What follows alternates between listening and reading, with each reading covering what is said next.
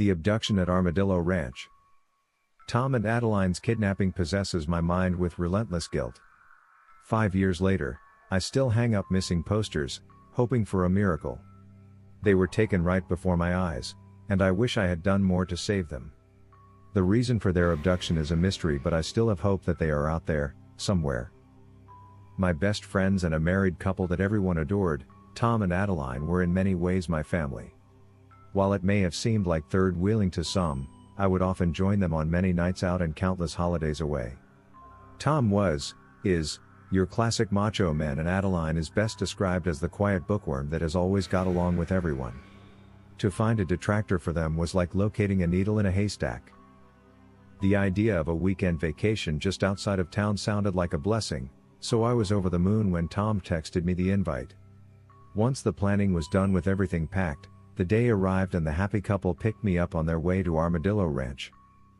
As I've been known to do, I fell asleep in the back seat during the trip. The sun was out when I dozed off, so I was quite shocked to be awoken at sunset by a bright yellow light shining through the windscreen. Being jolted up left me in a daze of consciousness, confused about where I was. With my memories muddled, I realized that Tom had been stopped by a policeman. Although I was technically awake, I felt as though many of my senses were faulty.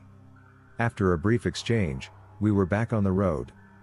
Funnily enough, I became fully alert after our departure.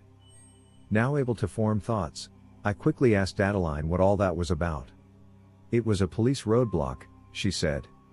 It seemed as though they were looking for someone, thankfully not us. Night had captured the land, but we luckily made it to the ranch soon after the encounter with the law. Tom had explained earlier that we had the whole place to ourselves.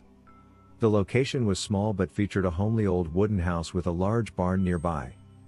Passing through the front gate, we had arrived at our weekend destination. It was pretty late, so we decided to scrap any evening plans and split up for the night.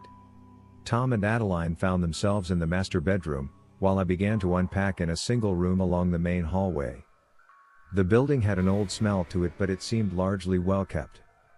It was exactly what you would expect from a farmhouse in the middle of nowhere, made almost entirely out of wood. Settling into my room, I realized just how weak the nap in the car made me feel. It was only as I lay down that I felt fully myself again. But by that point, I was already shifting into the land of dreams. 3 loud knocks, that's what burst me awake. I jumped out of bed and raced to the hallway, meeting Tom and Adeline, who seemed to do the same. "Who the hell is that?" I asked. Neither of my friends had an answer, reiterating that to their knowledge, this place was isolated. Motioning for his wife to stay behind, Tom and I took the lead towards the entrance. Slowly walking to the door, we heard 3 more knocks, this time more violent. I recall wishing I'd owned a gun, a mistake I have since corrected. After a short journey, we stood near the entry to the home. The rim of the door was lit by a bright yellow light from outside.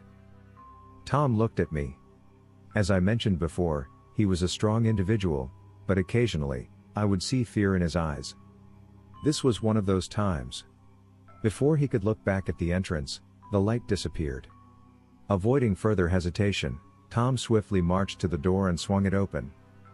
A scene of pure silence, nobody was outside.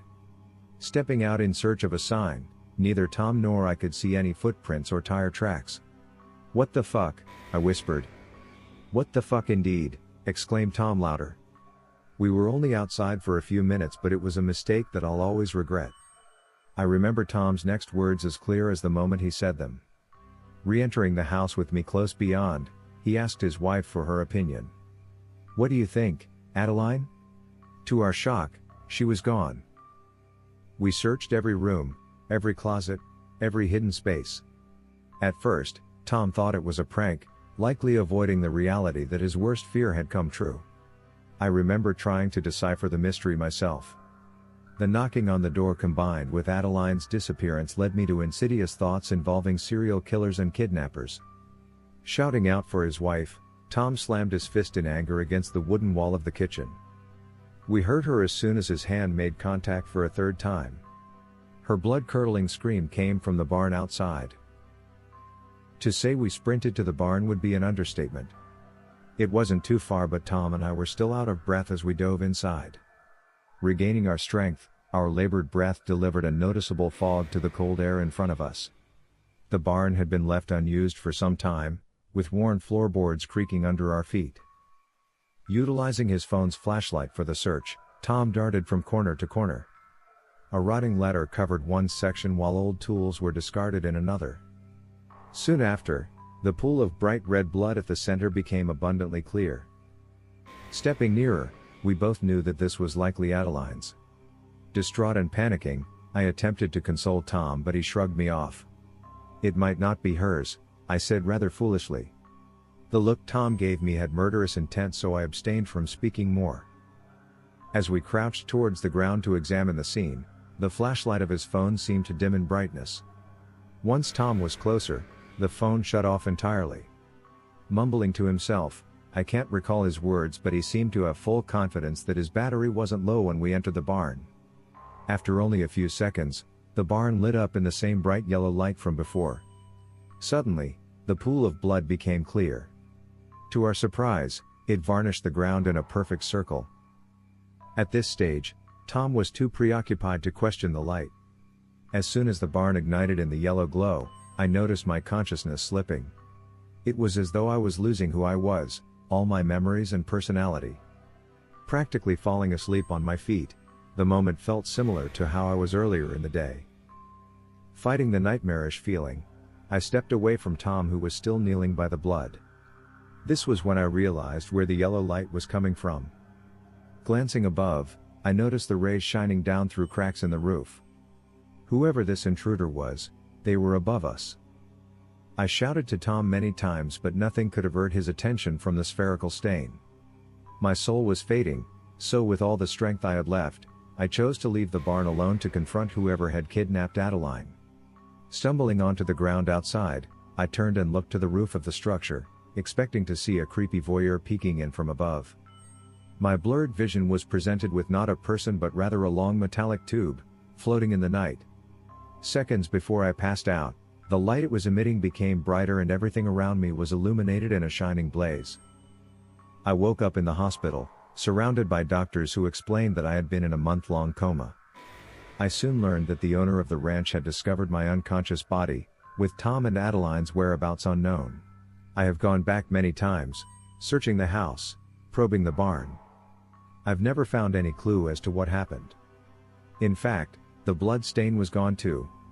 It was like we were never there at all. I don't know what happened that night, much of it is still a riddle I've been trying to solve for years. More importantly, I don't know who abducted my friends. I spent today hanging up missing posters in a desperate attempt to see them again. Yet deep down, I fear that if they are still alive, they are somewhere beyond my reach. For more stories, please subscribe and don't forget to hit the notification bell. Thanks.